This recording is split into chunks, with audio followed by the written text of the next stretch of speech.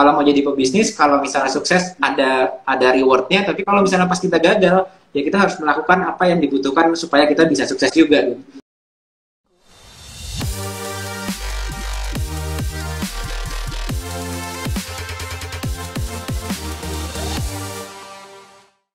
Jadi hari ini guys kita akan ngobrol-ngobrol soal digital. Jadi teman-teman juga biar belajar. Anyway mungkin kalau teman-teman belajar di The Consulting, banyaknya teman-teman belajar soal sistematik bisnis, soal keuangan, soal perpajakan. Dan itu memang yang sering kita ajarkan kepada teman-teman. Dan hari ini kita akan ngobrol soal optimalisasi digital media ya. Dan ini supaya teman-teman juga punya satu insight bahwa bisnis itu many things yang akan dilakukan. Jadi tidak hanya teman-teman belajar, oh saya bisnis cuma soal marketing, tidak hanya itu aja gitu. Atau saya misalnya bisnis soal keuangan aja, atau bisnis soal opsional aja. Enggak guys, banyak yang bisa kita lakukan, banyak yang harus diperhatikan ya.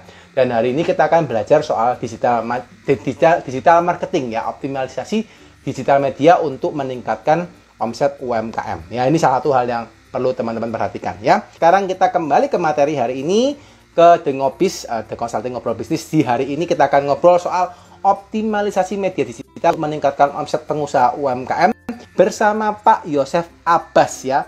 Beliau juga adalah founder Sekolah Pembisnis. Itu memang banyak belajar juga hari ini karena yang pemateri hari ini, narasumber hari ini juga salah satu coach, salah satu pengusaha, dan pasti Anda akan banyak belajar dengan Pak Yosef Abbas ya. Oke guys, sekarang kita akan invite Pak Yosef Abbas langsung aja supaya tidak lama-lama. Oke, sip. Hai Pak Yosef. Halo. Apa kabar? Baik. Thank you nih Pak ya, sudah akhirnya kita ketemu juga nih ya. Thank you banget hari ini masih berkenan Pak untuk kita undang ya. Dan langsung hari ini live bareng dengan Pak Yosef. Senang sekali ya dengan Pak Yosef. Masih mau menyempatkan waktu untuk ngobrol-ngobrol dengan kita hari ini ya. Iya mas, sekarang gitu ya Pak, kalau orang bilang waktu itu berharga ya, kalau sekarang di pandemi ini waktu itu benar-benar berharga ya, karena sekarang kita tiba-tiba kita bisa gitu ya. Yes. Ini lagi santai di rumah Pak Yosef hari ini? Iya, ini di tempat kerja saya sih sebenarnya di rumah juga sama ya, karena kan kita oke. Ya. Gitu. Ya, karena di pandemi gini jadi terpaksa memang sebisa mungkin di online kan ya. Jadi kita juga akhirnya banyak online gitu. Iya. Kerja dari mana-mana ya Pak Yosef ya, kerjanya ya. Kapanpun, dimanapun, apalagi kalau kamu digital marketing atau sosial media marketing dan kawan-kawan digital ini sudah kapanpun bisa kerja Pak ya. Mau kerja di Bali, kerja di mana gitu ya. Kerja di luar negeri. Offline sebetulnya. Jadi kan saya background-nya itu bisnis di bidang salon sama klinik. Jadi ada salon ada klinik. Tapi ya mau gimana, memang harus dikombinasikan sama online ya Pak. Jadi memang ini juga kesadaran setelah pandemi gitu. Akhirnya kita beralih ke online gitu. Apalagi kemarin di awal-awal pandemi kan sempat saya tuh ngalamin bisnisnya itu memang terpaksa tutup karena kan bioskop tutup. Lalu workshop tutup ya, salon tutup, termasuk saya juga tutup waktu itu. Jadi itu lebih lagi. Wah ini kita benar-benar masuk online nih gitu. Oke. Siap. Nice. Ini kelihatan kulik-kulik nih Pak ya, ceritanya Pak Yosef waktu pandemi COVID kemarin nih.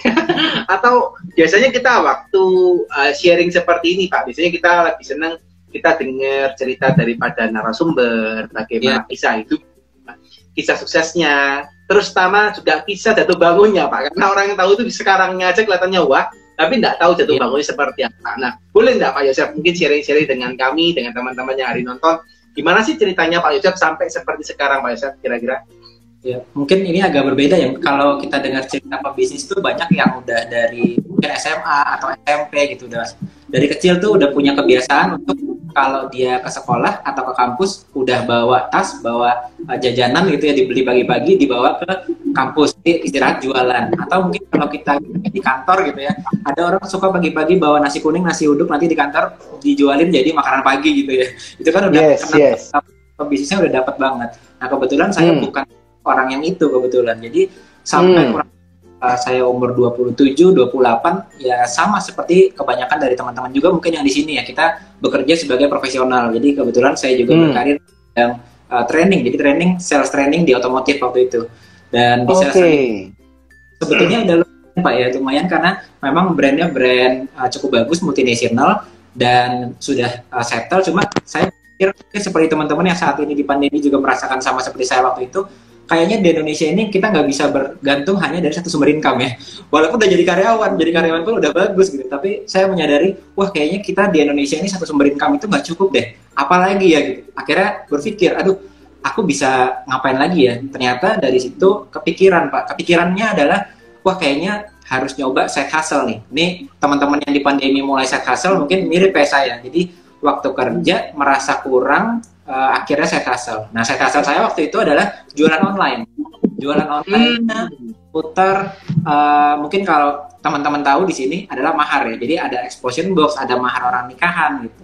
Nah, dulu saya awalnya dari situ.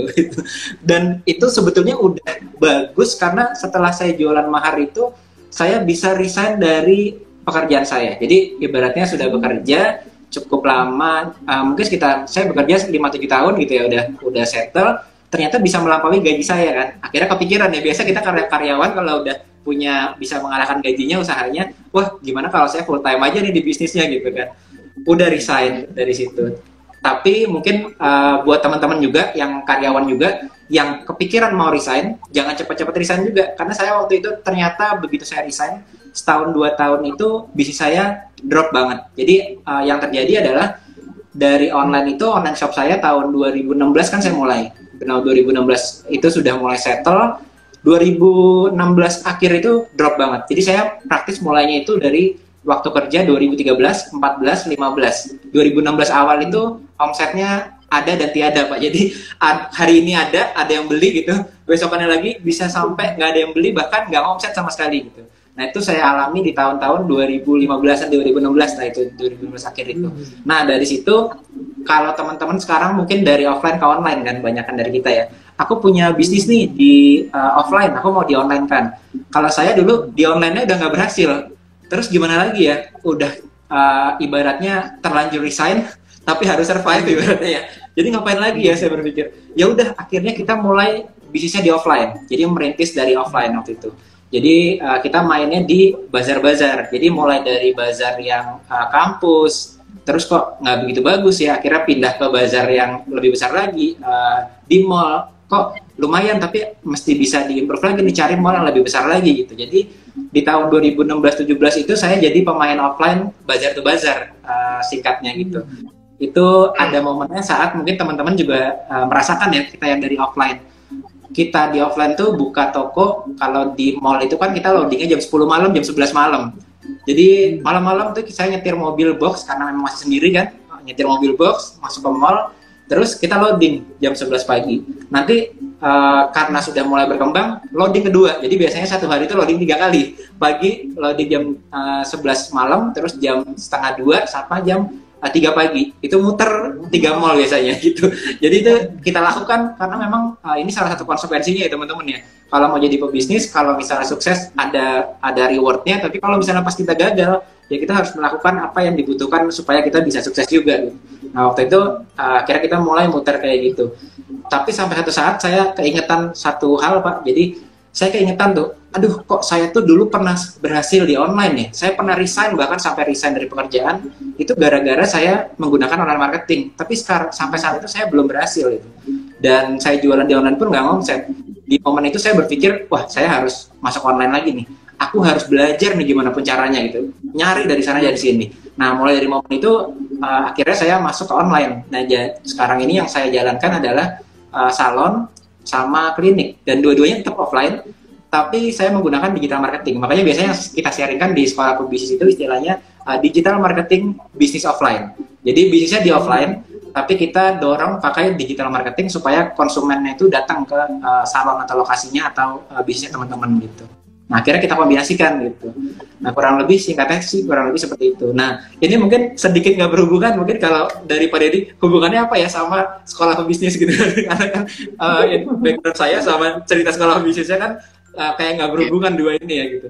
Jadi sebenarnya buat teman-teman juga nih, kebetulan ada teman-teman dari di consulting ya, di consulting apa, sahabat di consulting ya, dari teman-teman di consulting atau dari teman-teman di sekolah pebisnis. Itu dulu awalnya saya tuh waktu merintis itu kan saya bukan orang yang, mungkin saya rasa teman-teman juga banyak yang orang tua saya tuh bukan pebisnis gitu. Jadi saya tuh, tante saya bukan pebisnis, keluarga saya bukan pebisnis, tapi saya pengen untuk berbisnis gitu. Makanya saya pikir juga kalau kita lihat statistik ya Pak, UMKM itu banyak banget kita karyawan juga yang pengen mulai bisnis. Tapi sayangnya statistiknya pemerintah tuh memang mengatakan bahwa hanya kurang dari 3% yang jadi pebisnis. Berarti kan ada sesuatu yang salah sebetulnya. Kok banyak yang pengen jadi pebisnis, tapi yang jadi pebisnis cuma 3% gitu. Nah itu yang saya rasakan juga sebetulnya waktu saya memulai itu gitu. Jadi saya rasa, iya ya, aku karyawan, aku mulai mau jadi pebisnis, aku nggak punya keluarga pebisnis, orang tua saya profesional kebetulan. Yang satu lagi papa saya bahkan dari sejak dia keluar universitas sampai kemarin ini pensiun, itu kerjanya di perusahaan yang sama.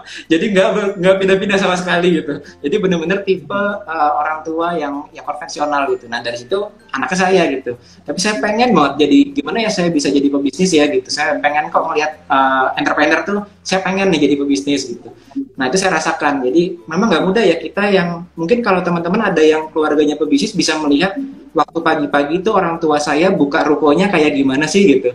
Ngomong sama karyawannya gimana sih, ngitung di resepsionisnya gimana sih gitu, kan udah ada pengalamannya. Nah kebetulan saya nggak punya pengalaman itu. Nah waktu itu akhirnya semua struggle saya itu saya share di sekolah pebisnis. Jadi quote-nya sekolah pebisnis itu menguatkan saya waktu saya awalnya itu buka bazar di stand-stand. Mungkin kita tahu ada Indomaret, Alfamart kan ada stand UMKM-nya tuh di pinggir-pinggirnya itu. Nah itu saya mulai dari situ waktu awalnya. Nah di situ kan kita nggak ngerti marketing Pak. Kita keluar dari karyawan, nggak ngerti digital marketing, nggak ngerti selling, terus jualan. Ya nungguin sehari bisa nungguin 8 jam tapi nggak ada customer gitu ya. Mungkin juga teman-teman merasakan yang kayak gitu ya. Buka stand nungguin dari pagi sampai sore nggak ada yang datang. Itu kan rasanya nggak enak, sakitnya di hati ya. Jadi dari situ akhirnya yang saya lakukan waktu itu ya saya konsumsi konten-konten yang kayak ada di sekolah pebisnis. Saya konsumsi konten motivasi, konsumsi video-video yang menguatkan saya gitu. Sebenarnya itu yang saya share di sekolah pebisnis itu adalah ya semua hal yang menguatkan saya waktu saya lagi bertransformasi. Jadi dari karyawan jadi pebisnis. Makanya saya buat sekolah pebisnis. Oh nice. Jadi asalnya itu Pak Yosef ini geraknya mestinya di bidang tadi ya Pak, salon dan klinik ya asalnya ya. Jadi tapi sebelumnya kan di mahar ya, sebelumnya kan di usaha yang di mahar itu ya. Habis itu offline, waktu offline itu juga masih di mahar atau masih sudah berpindah ke salon? Waktu ini cukup offline.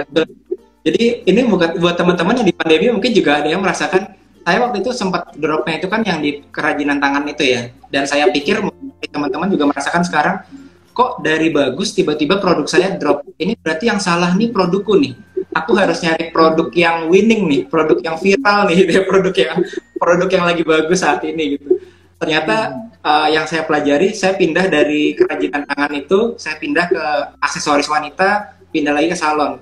Yang saya dapatkan setelah sekarang ini, ternyata nggak ada bisnis yang jelek dan nggak bagus ya. Kalau kita pikir, mungkin orang berpikirnya yang bagus apa sih, sandang, pangan, papan, nggak pernah bangkrut gitu ya, nggak pernah turun gitu kan.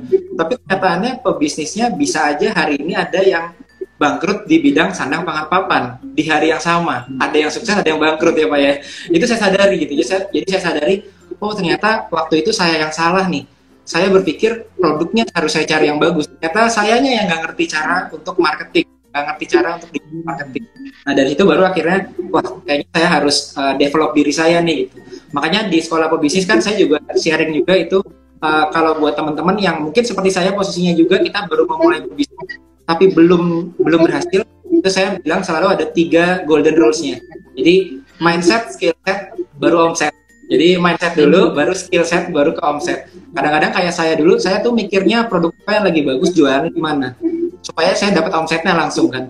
Lama-lama saya sadar, oh saya nggak punya skill setnya untuk digital marketing, saya nggak punya skill setnya untuk marketingnya gitu, apalagi skill setnya untuk mungkin cash flow, menghitung finansialnya gitu ya, itu kan perlu skill set supaya kita bisa berhasil.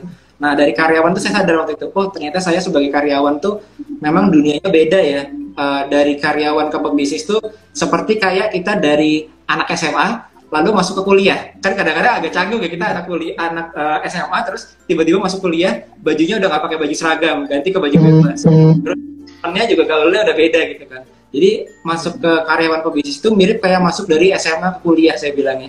Artinya kita harus sadar kita tuh butuh banyak skill baru sebetulnya, termasuk skill finansial juga nih dari Pak Deddy ya, dari The Consulting. Siap. Oke, nice. Jadi kondisinya Pak Yosef ini pindah-pindah ya Pak ya, dari yang awalnya dari kerajinan, terus offline, akhirnya pindah ke salon, dan akhirnya buka klinik. Gimana Pak ceritanya kok sampai akhirnya buka salon dan klinik Pak Yosef? Ya, sebetulnya pindah-pindahnya itu kita di awal tuh benar-benar pindah-pindah cukup sering gitu. Jadi tahun 2013, 14, 15, 3 tahun saya di kerajinan tangan, udah cukup lama, terus akhirnya baru drop. Setelah itu sempat setahun itu pindah-pindah. Nah, tapi saya sadar sebenarnya ini mungkin value dari beberapa teman-teman justru yang jadi karyawan ya. Kita kan sekarang juga karyawan senang banget untuk cepat pindah-pindah sana kemari gitu.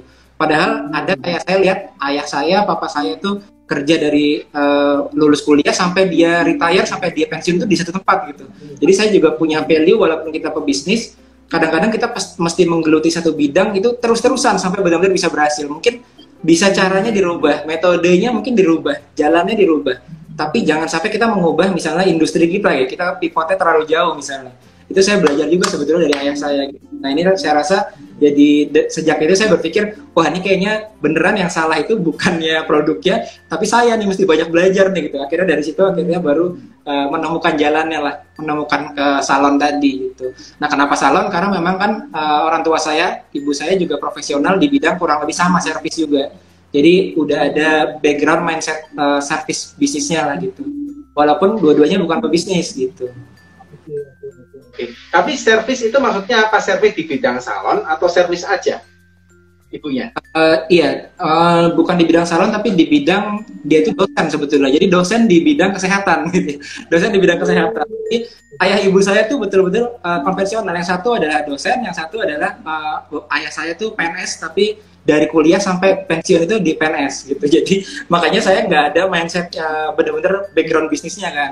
Itu yang membuat saya juga mungkin seperti teman-teman yang lain, aku pengen banget nih jadi pebisnis, tapi ya aku kok nggak punya ilmu sama sekali, nggak tahu jalannya gitu. Biasanya kan lebih sering mentoknya ya, lebih sering fail-nya atau lebih sering. Nah, makanya waktu itu akhirnya saya share banyak quotes-quotes dan lain-lain itu sebetulnya quotes-quotes itu udah saya simpen di HP saya, di akun Instagram saya sebenarnya. Jadi saya melihat quotes saya save-in, saya ngeliat video saya save-in gitu.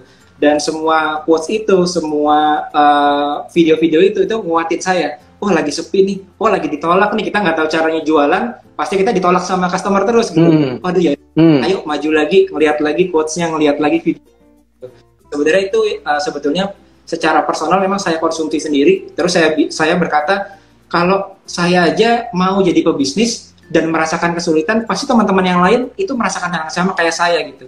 Makanya akhirnya mulai nih sharing yang selama ini membantu saya, menguatkan saya masukin semuanya ke sekolah pebisnis. Dan senang juga sih karena beberapa teman-teman yang di DMS sekolah pebisnis itu sampai quotes-nya itu di print gitu, terus ditempel di kamarnya dia, tempel di belajarnya dia gitu. Jadi itu sebetulnya hal-hal yang menguatkan saya lebih dibandingkan mungkin dari sekolah pebisnis kan kita dapat ada endorse, ada consulting dan lain-lainnya. Tapi itu nggak lebih rewarding dibandingin ngelihat teman-teman yang ternyata quotes-nya ditempel ya, itu menguatkan teman-temannya. Itu buat saya tuh reward yang paling besar sebetulnya.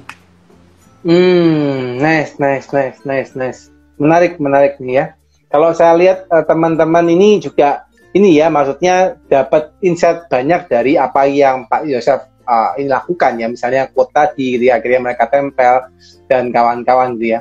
Dan ini cukup menarik sih Pak, karena kondisinya Bapak yang aslinya dari entrepreneur gitu ya, terus akhirnya pindah kuadran, jadi bukan pindah kuadran ya, tapi lebih kepada menjadi edukator gitu. Jadi sudah jadi entrepreneur, menjadi edukator, meskipun sebelumnya sudah menjadi edukator terlebih dulu Pak ya, sebelumnya buka entrepreneur, jadi edukator lagi. Ini menarik sih, sungguh sangat menarik. Nah Pak, pengen belajar nih Pak, ketika membangun sekolah pembisnis Pak, apa Pak yang dirasakan di awal Pak, sehingga sampai akhirnya bisa menjadi sebesar ini, itu apa yang yang mungkin rintangan-rintangan yang dihadapi lika-liku yang jadi kan nggak mungkin ya Pak ya, begitu buat sekolah pembisnis langsung bisa punya teman-teman yang fanatik dengan sekolah pembisnis itu kan nggak mungkin, pasti ada satu bangunnya. Itu gimana Pak Yosef kalau boleh diceritakan sampai sehingga saya sebesar sekarang sekolah pembisnisnya? Ya, ini saya juga kaget sebenarnya waktu mulai dari awal sama sekali nggak menyangka sekolah pembisnis itu bisa jadi salah satu sumber income lagi yang tambahan gitu ya, kalau dilihat dari sisi finansial. Tapi memang yang saya lakukan waktu di awal itu hanyalah membuat saya merasa kalau saya berguna, pasti buat teman-teman lainnya akan berguna juga gitu. Ya, saya hal itu. Tapi yang saya rasakan sekarang itu adalah, oh ternyata yang saya sharingkan itu relate buat ke teman-teman yang juga posisinya mirip ya. Gitu. Nah, enggak semuanya ya. Kadang-kadang ada kita yang mungkin udah dari umur muda udah jadi entrepreneur atau bahkan jadi entrepreneur udah mencoba cukup lama. Tapi ada teman-teman banyak juga loh yang baru mau jadi entrepreneur juga, terutama teman-teman di offline kayak saya. Kan kita kan sekarang banyak sekali yang bisnisnya itu mainnya di e-commerce, marketplace. Ada yang mungkin yang lain mungkin tipikalnya ada yang benar-benar full online trading dan lain-lain. Nah kebetulan yang kayak saya punya di offline juga, tapi sebetulnya butuh digital marketing khusus buat di offline ini belum ada yang sharingkan gitu. Dan memang strateginya sangat berbeda gitu. Mungkin kita tahu kalau di marketplace itu lagi booming sekarang. Mungkin kayak sekarang yang TikTok ya, TikTok Shop juga lagi booming kan kalau buat teman-teman e-commerce. Tapi kan banyak juga teman-teman yang sebetulnya yang udah punya bisnis di offline, tapi bingung mesti diapain gitu. Banyak juga mungkin yang di offline, kadang-kadang saya temuin, ya udah deh, yang di offline-nya kita tutup, kita ganti buka baru yang e-commerce yang di online. Jadi benar-benar pivot drastis banget gitu. Padahal ada loh caranya, kayak teman-teman yang di sekolah pembisnis itu ada beberapa yang jasa disinfektan misalnya, atau dia mobil, atau bengkel, atau kemarin itu ada restoran yang udah 9 cabang gitu. Nah ini bisnis yang ini sebetulnya mereka tuh bisa dapat customer yang premium, tapi menggunakan digital marketing. Jadi kadang-kadang ya, mungkin teman-teman yang di offline itu kan suka sadar kita punya toko, tiba-tiba di suatu siang ada mobil melipir ke toko kita, yang turun itu kok kita kenal ya, kayaknya saya pernah lihat di TV ya gitu ya. Oh ini artis nih, gitu kan. Tapi padahal kita udah punya toko di situ lama, tapi kita nggak sadar di area kita itu ada customer premium sebetulnya. Nah pertanyaannya, kan lokasi toko kita itu, tapi gimana ya cara kita menjangkau customer-customer yang premium yang bisa bayar kita harga yang cukup baik, tapi kita menjangkaunya dari digital marketing supaya mereka tahu kita tuh ada. Nah, yang saya ingat misalnya kemarin sebentar lagi kan kita mau Ramadan ya, mau Ramadan itu saya ingat banget. Istri saya misalnya, dia udah pas lagi bulan puasa, siang-siang lagi hamil anak saya. Dia nyari minum di bulan Ramadan, mau ngidam es campur gitu kan. Gimana nyarinya ya, saya bingung kan, pada tutup semuanya gitu. Belum ada Gojek, belum ada GoFood waktu itu kan.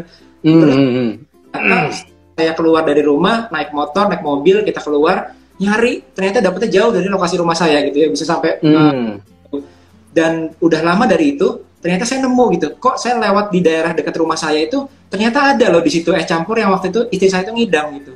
Nah itu kan buat si orang yang jual es campur ini gitu. Andaikan si orang campur ini bisa tampil, saya tuh istri saya lagi ngidam, terus tiba-tiba saya ngelihat, ternyata dekat rumah saya itu ada loh sebetulnya, tapi kita nggak kelihatan. Itu ya yang sekarang ini banyak teman-teman yang punya lokasi offline, mereka merasa kok saya kurang ya omsetnya ya, kok saya nggak bagus ya di pandemi ya. Nah mungkin teman-teman tidak dilihat oleh customer yang sebetulnya di lokasi teman-teman itu sudah ada nih customer premiumnya, udah ada orang-orang yang sebenarnya membeli bahkan udah tertarik bahkan, tapi kita tidak mengerti atau belum tahu cara untuk explore daerah sekitar kita dari digital marketingnya gitu. Nice.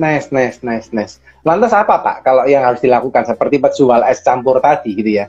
Ketika dia mau menggunakan digital marketing, apa yang harus mereka lakukan supaya customer yang dekat-dekat itu bisa ngerti bahwa dia jual es campur di lokasi A, misalnya seperti itu? Yang unik kalau kita di Instagram ya, kita posting sebuah post di Instagram, kita bisa lihat insight-nya. Nah, tapi insight-nya kita lihat, kalau kita posting, kita punya e-commerce, kita posting itu yang lihat kan dari Sabang sampai Merauke ya, dari Myanmar sampai Merauke, dari satu Indonesia bisa lihat. Tapi permasalahan, kita punya es campur itu lokasinya ada di Jogja misalnya, ada di Jakarta misalnya. Kan kalau kita posting di Indonesia, tapi mereka nggak bisa beli, ya buat apa dilihat juga.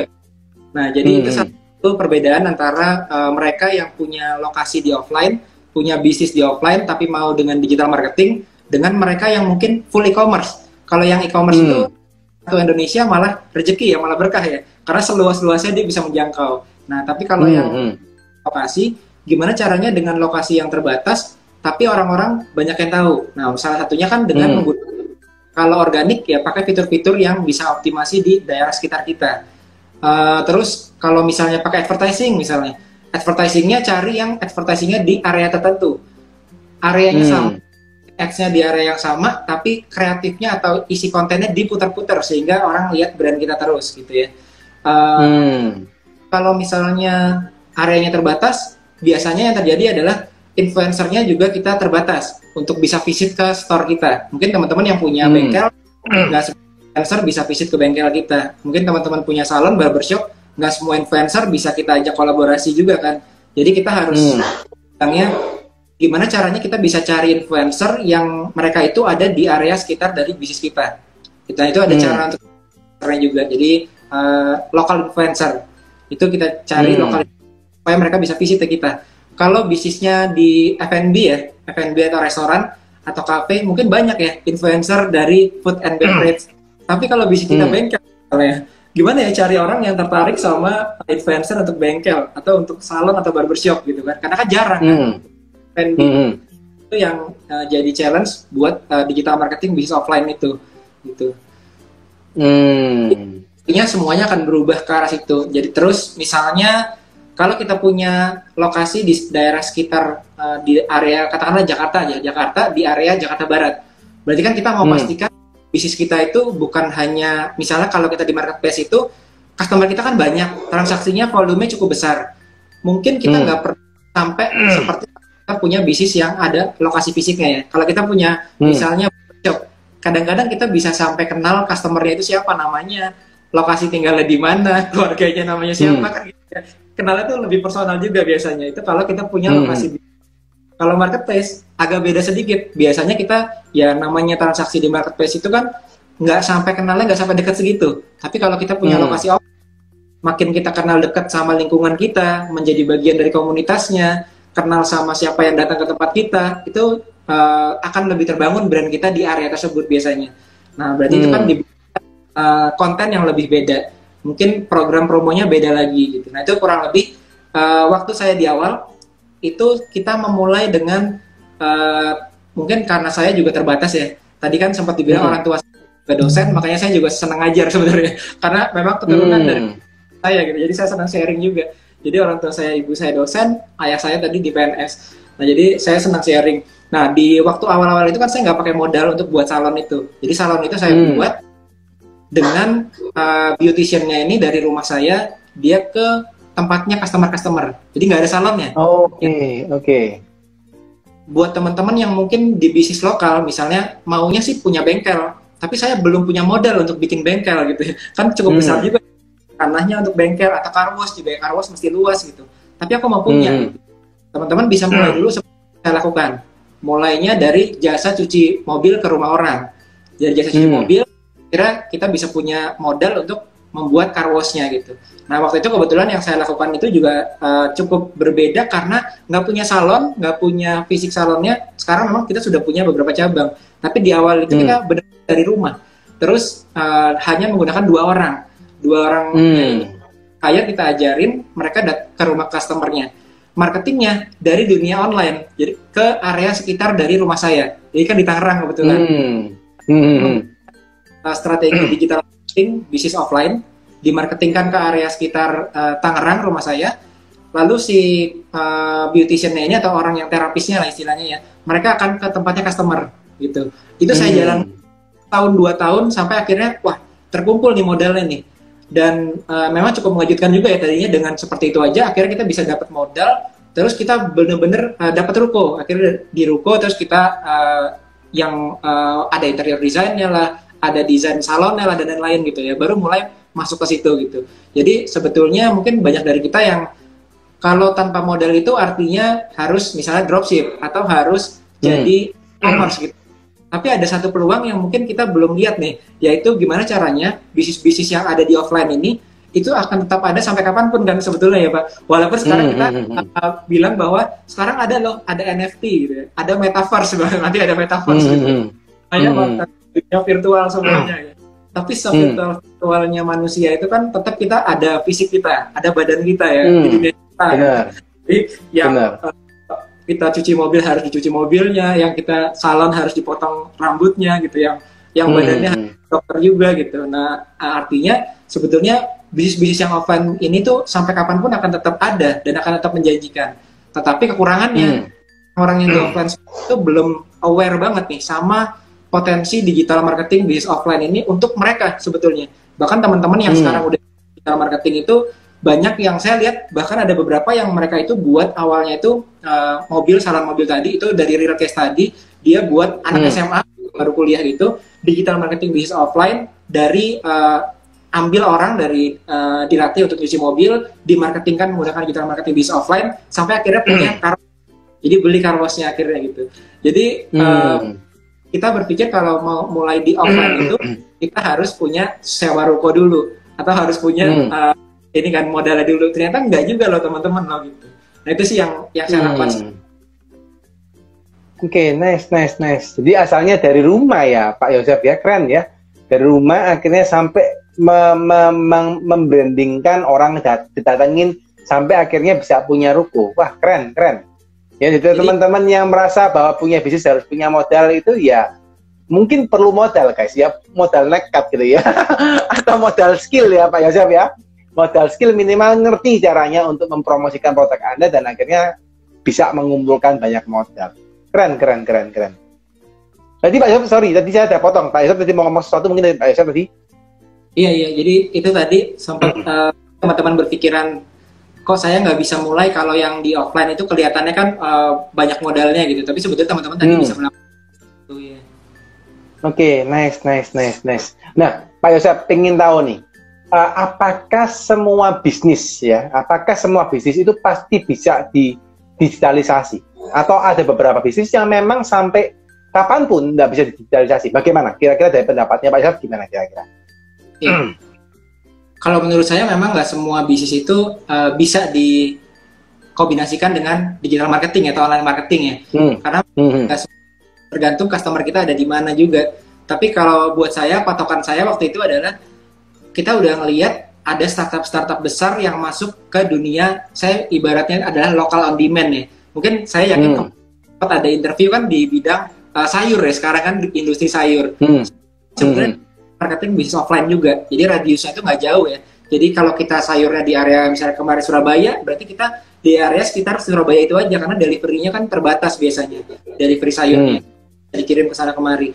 Nah banyak kita tuh ngelihat startup yang di bidang, katakanlah dulu ada Gojek kan dulu ada Go Live, ada Go Plus, ada yang Go Auto ya, ada Go Glam gitu. Artinya ini local on demand ini udah dilirik sama startup dari beberapa tahun lalu sebetulnya. Cuma para startup mungkin itu belum terlalu masuk akal untuk mereka startup membakar uang di yang local on demand, karena mungkin sisi scale up-nya ya, kalau startup itu kan mikirin dia harus scale up, akuisisi database dan lain-lain gitu ya, lebih ke arah long term.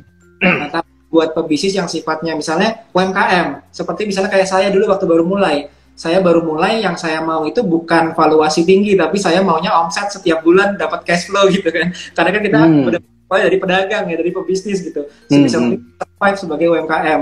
Nah, karena saya maunya seperti itu, saya jadi ngelihat nih, oh ternyata buat startup itu nggak masuk akal. Mereka nggak masuk ke bisnis lokal demand.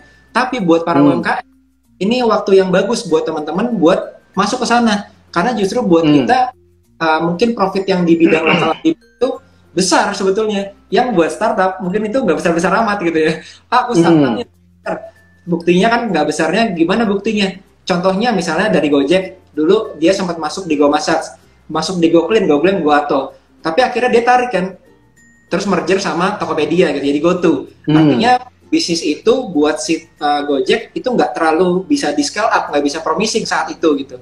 Tapi buat para UMKM ini works banget sebetulnya local on demand ini gitu, tapi jarang dilihat sama teman-teman yang adalah UMKM gitu sebetulnya.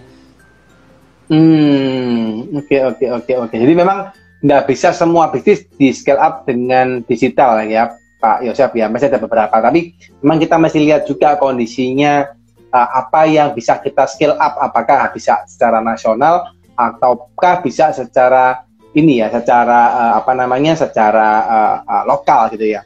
Nah, ini saya cukup menarik nih Pak Yosef. Kalau misalnya mungkin saya ingin juga dapat pandangan dari Pak Yosef ya. Kalau saya lihat nih sebagai orang awam ya, bahwa kenapa sih kok misalnya di Gojek melihat dia nggak misalnya membesarkan Go Glam, Go Auto yang mana menggunakan orang gitu ya. Mungkin kalau pandangan saya karena mungkin scale up-nya kan tadi Pak Yosef juga sampaikan ya, scale up-nya susah karena terkait dengan orang. Akhirnya dia mencari sesuatu yang lebih mudah untuk scale up menggunakan produk gitu ya. Nah, maksudnya apa yang mungkin Pak Yosef pikirkan dengan itu Pak? Apakah memang semua bisnis yang terkait dengan orang itu sudah di scale up atau enggak? Kan Pak Yosef sendiri kan berhubungan dengan orang ya, karena salon kan. Itu gimana nih pendapat dari Pak Yosef Pak kira-kira? Saya sih berpikir kalau lihat dari negara lain sebetulnya bisnis-bisnis yang seperti tadi itu bisa di scale up dengan sistem startup gitu. Tapi memang butuh waktu ke sana gitu. Kalau di luar negeri sebenarnya sudah ada model-model bisnisnya kan yang seperti itu. Cuma di Indonesia ini memang biasanya kalau ekspansi bisnis kan ada satu tuh dengan misalnya distributor, keagenan atau reseller gitu. Jadi teman-teman yang punya produk ingin di scale up dari online, recruiting reseller, recruiting distributor gitu. Atau scale up dengan selanjutnya itu dengan mungkin scale up online kayak misalnya kemarin tuh ada brand yang sepatu yang bisa sampai ke New York, yang iklan di New York. Nah, pasti teman-teman juga Erigo ya misalnya, dia sampai iklan tapi menggunakan masif influencer marketing dan lain-lain. Nggak ada resellernya, nggak ada keagenannya, nggak ada distributornya, tapi dia kencang banget scale up-nya dari online.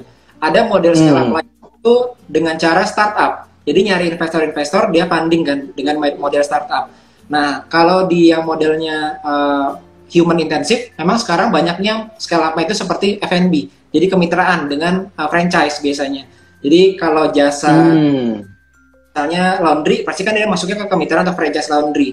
Kalau barbershop juga franchise. Nah, sampai saat ini memang kenapa masih belum masuk si Gojek dan lain-lain itu memang scale up-nya dengan buka cabang biasanya kan, dengan buka cabang baru, jangkau area lokal.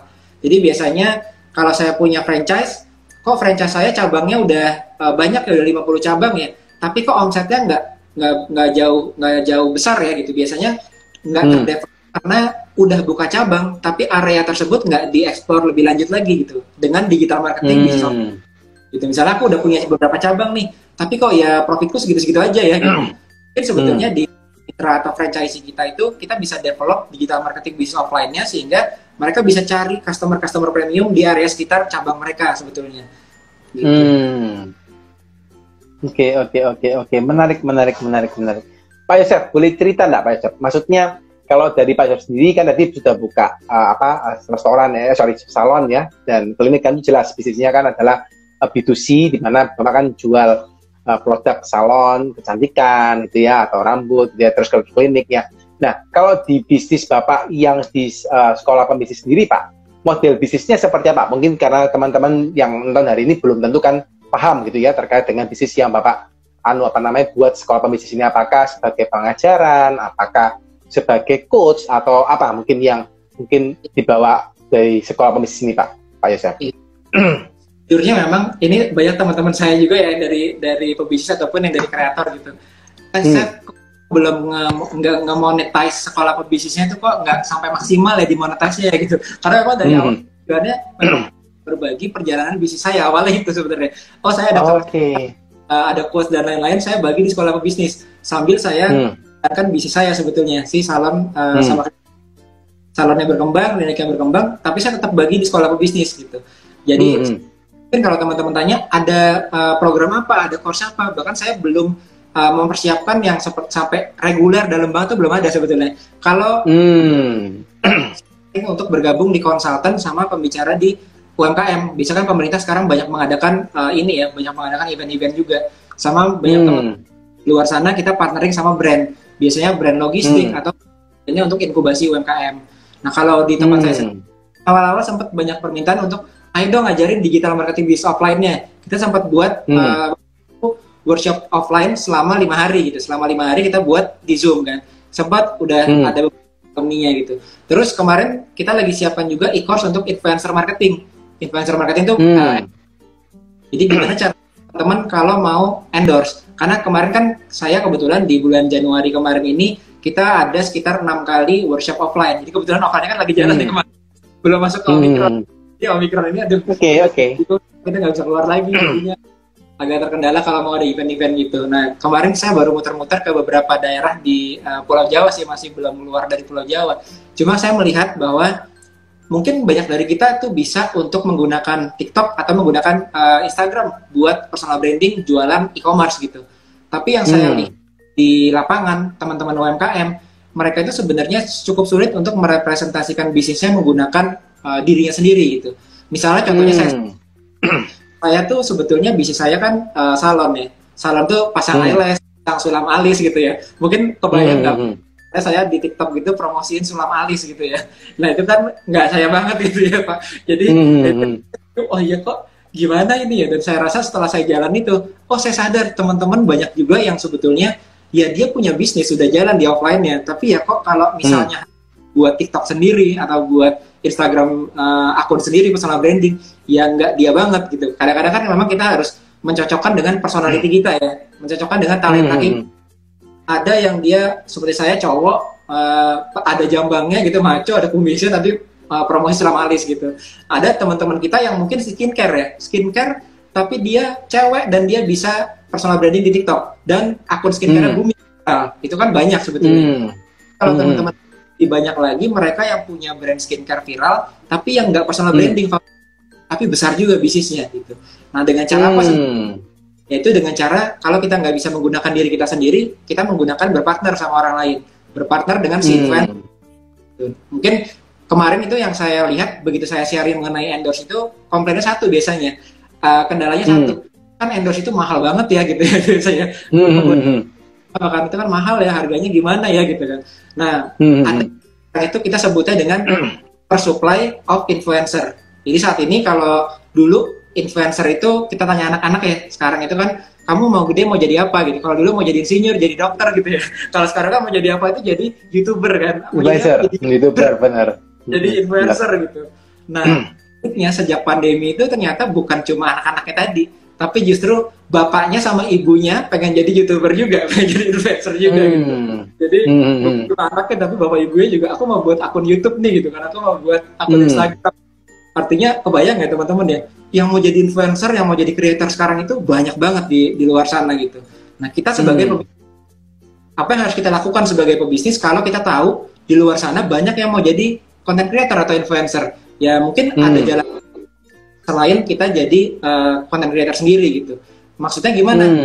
Misalnya kalau kita sudah punya bisnis, kita tahu di luar sana oversupply of influencer, banyak sekali influencer.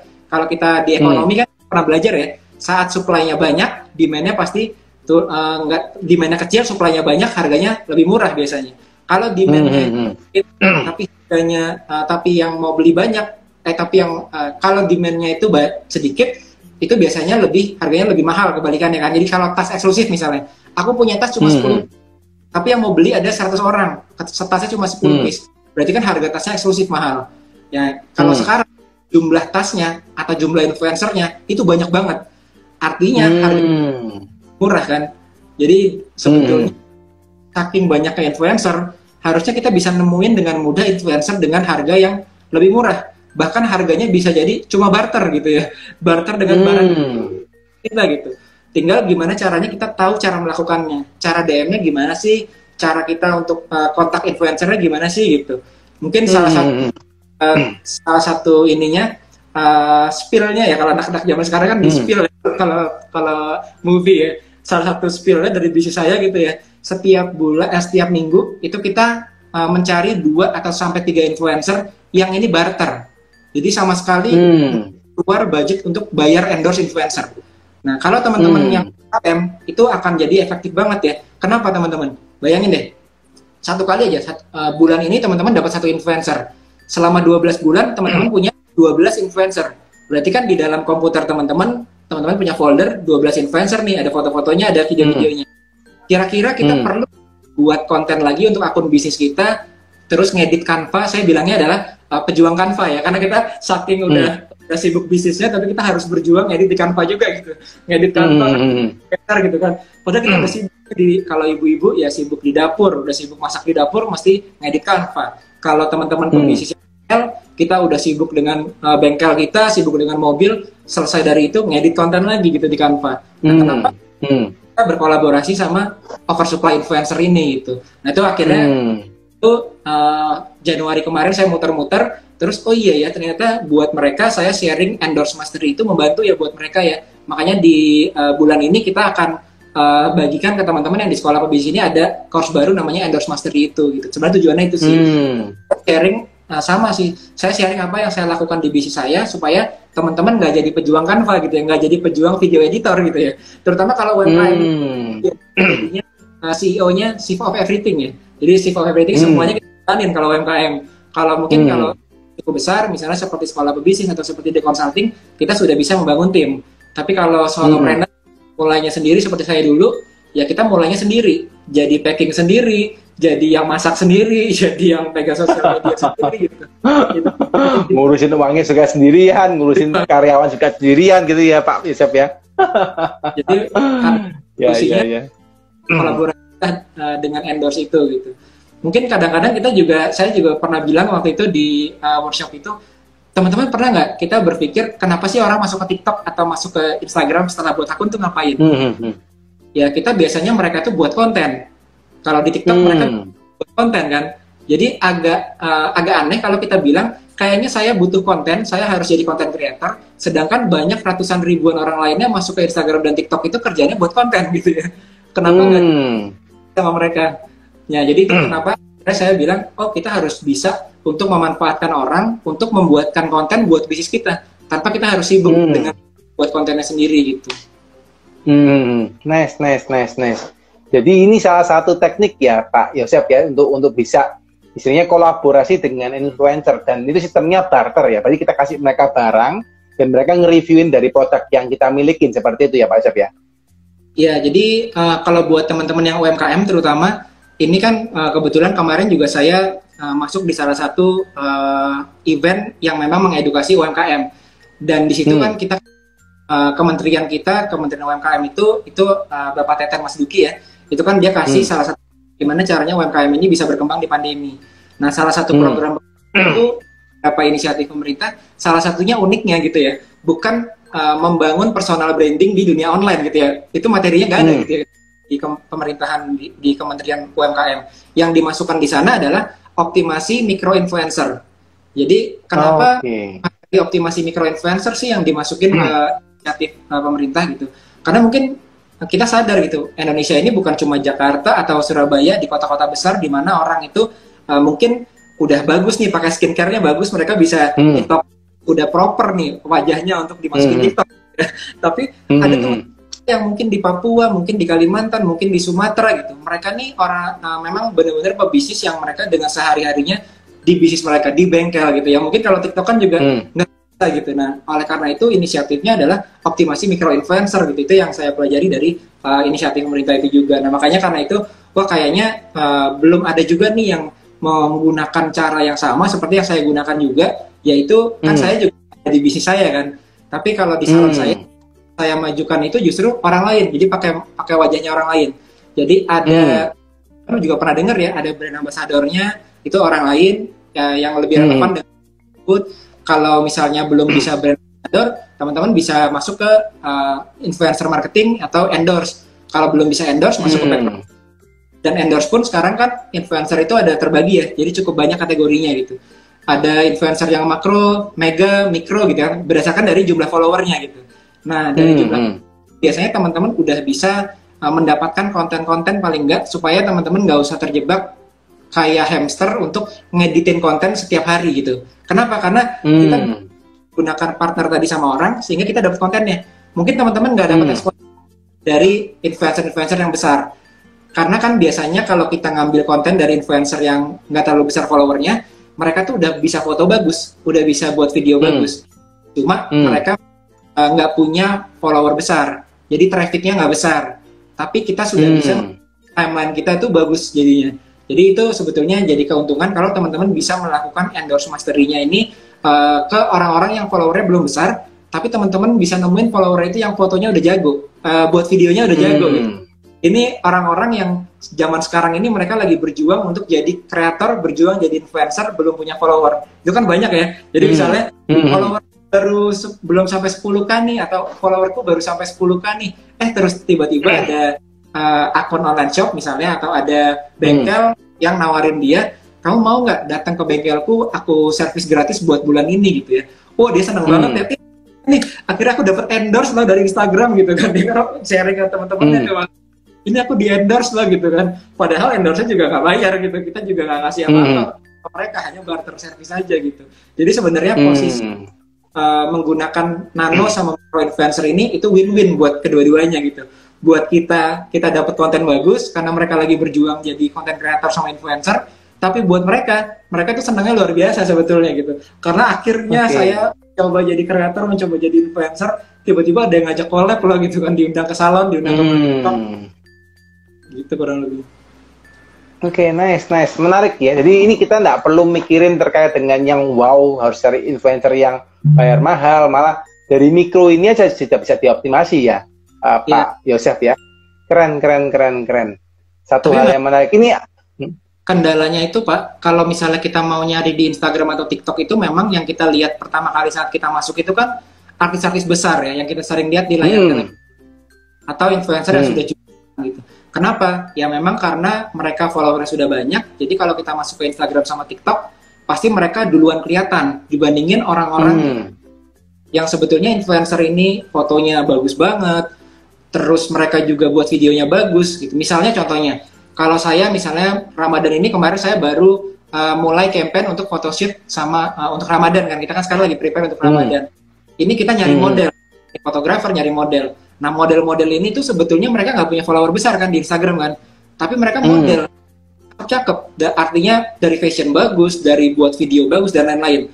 Artinya selain model, sebetulnya ada orang-orang yang dia tuh bagus fotonya, bagus videonya, tapi nggak punya follower besar. Nah ini biasanya nggak di dunia online tuh kita nggak bisa nyari, nggak sesimpel itu, nggak segampang itu. Seperti kita langsung nemuin yang followernya udah besar, udah terkenal di mana-mana. Di ratusan K follower, udah jutaan K follower gitu. Nah makanya di Endorse Mastery itu kita share caranya, gimana caranya teman-teman bisa nemuin influencer yang kecil, fotonya bagus, videonya bagus, tapi teman-teman bisa jadiin konten buat Instagramnya teman-teman tanpa teman-teman harus gitu, kurang lebih sih itu Pak. Oke, itu di Endorse Mastery ya nama produk e-course-nya ya Pak Yosef ya. Ini e-course atau webinar Pak Yosef? Ini kebetulan ini e-course karena kan hasil dari kemarin saya jalan-jalan yang workshop itu, akhirnya saya summary-kan. Oke, nice. Oke, ini nanti teman-teman harus nonton ya, harus ngikutin ya terkait dengan materi e-course Endorse Mastery. Nanti teman-teman The Consulting bakal kontak juga nih Pak. Juga perlu belajar nih Endorse Mastery gimana caranya ini. Belajar dari teman-teman sekolah pembisnis nih. Itu banyak teman-teman kita yang masuk ke online itu kan kita pengennya dapat omset cepat gitu, dapat penjualan cepat. Keadaannya sih, waktu orang masuk dari offline ke online itu kan artinya di offline itu mereka lagi nggak omset, makanya berpikiran bahwa kayaknya saya bisa tanda petik dapetin omset dari online gitu. Ternyata begitu masuk ke dunia online, wah ini bidang yang cukup kompleks juga ya, jauh berbeda ya dari yang saya jalankan di dunia offline. Itu juga saya rasakan sebetulnya kan, dulu kan saya di bazar saya masuk ke online, terus belum bisa waktu itu. Nah akhirnya saya melihat ternyata ada teman-teman yang di tahun lalu 2020 sampai 2021 itu ada dua tipe orang emang. Jadinya yang satu ini saya bilangnya, mungkin teman-teman juga tahu ya, satu ini pedagang, satu ini pebisnis. Perbedaannya tapi online, pebisnis itu kan sekarang kita sering dengar ya, kalau pebisnis itu kan dekat dengan aset ya, apalagi kalau finansial nih, ngomongin aset ya Pak. Tapi di dunia online marketing, teman-teman yang masuk ke dunia online, ingin menghasilkan dari online, kita yang pebisnis itu fokusnya kan membangun aset, biasanya kan gitu ya. Nah, aset utama kalau kita di bisnis atau di digital marketing itu adalah aset-aset yang kita dapatnya sekali, digunakannya berkali-kali. Itu dulu yang kita cari. Satu, foto produk. Kalau kuliner pasti ada produk untuk makanan, fashion, foto produk untuk fashion. Kenapa itu jadi aset? Karena kan kalau aset definisinya kita akuisisinya sekali, dapatnya sekali, digunakannya berkali-kali untuk menghasilkan uang kan. Kita dapetin foto produknya sekali, tapi kita bisa gunakan berkali-kali untuk dapetin customer. Makanya itu aset pertama. Sayangnya banyak dari kita nih pebisnis dari offline ke online atau yang baru mulai di online, kita langsung pasang Facebook Ads, dipasang budgetnya berapa. Ternyata nggak laku karena foto produknya masih jelek, akun Instagramnya belum punya aset yang bagus. Nah, jadi betulnya. Jadi pertama kali teman-teman kalau mau mulai dengan koleksi aset dulu. Aset yang pertama adalah foto produk tadi, karena kita bisa nabung. Kita foto di bulan ini kita gunakan berkali-kali. Nanti bulan depan kita foto lagi, nanti digunakan lagi berkali-kali. Aset kedua itu influencer. Kalau influencer itu kan kita endorse sekali, begitu kita dapat fotonya, itu kita bisa posting berkali-kali di akun kita kan. Jadi seperti kita dapatnya sekali, tapi digunakannya berkali-kali nggak habis-habis. Makanya sebetulnya salah satu yang teman-teman mesti kumpulkan yaitu digital asset itu. Lalu ya baru teman-teman akan berpikir masuk ke nomor WhatsApp, dapetin nomor WhatsApp gitu ya. Itu kan aset juga sebetulnya kan. Jadi kita dapat nomor WhatsApp, jadi kita bisa upselling, cross-selling gitu ya, dan lain-lainnya teman-temannya gitu. Nah itu yang saya lihat kemarin ini ada UMKM yang dia tuh fokusnya ke pokoknya saya masuk ke online pasang advertising deh gitu. Tapi nggak berpikir masuk ke online saya mau koleksi aset deh gitu. Ternyata begitu di akhir tahun ada pandemi gelombang 3, teman-teman yang udah koleksi aset itu jauh lebih bagus dari sisi brand loyalty-nya. Karena apa? Karena mereka punya brandnya bagus, udah ada feed-nya udah bagus, ada influencer-nya kecil-kecil, influencer makronya udah ada semuanya gitu. Nah mereka yang hanya bergantung sama ads aja, mainannya promo aja, copywriting aja, kadang-kadang ini yang agak susah buat nanti saat customer teman-teman itu lagi kesulitan untuk ngeluarin uang dari dompetnya dia ya, karena lagi pandemi nih, lagi saving nih gitu. Kalau lagi masa-masa kritis itu kan biasanya yang membeli ke kita itu adalah mereka-mereka yang jadi fans kita ya, jadi ngikutin kita bukan hanya dari harga murah aja, dari ads yang menarik aja, tapi benar-benar tahu brand kita itu apa, benar-benar tahu kita brandnya. Nah, itu dibangun dengan teman-teman koleksi digital aset tadi sebetulnya. Nice. Satu hal yang menarik ya guys, jadi membuat digital marketing ini tidak semudah teman-teman hanya nge-ads ya, tapi banyak yang dilakukan. Thank you sudah nonton sampai akhir ya, yang untuk event kita hari ini, dan semoga materinya bermanfaat ya guys. Nanti kita akan simpan materinya ini di YouTube live kita ya, di YouTube kita dan di Instagram. Teman-teman nanti boleh lihat, tontonin materi sampai habis, dan nanti boleh teman-teman mungkin bisa lihat lagi ya materi-materi yang sempat disampaikan oleh Pak Yosep sampai habis ya. Oke guys, selalu semangat buat teman-teman, selalu sehat ya, selalu berbahagia, dan selalu keep positif di era corona ini ya. Bye bye.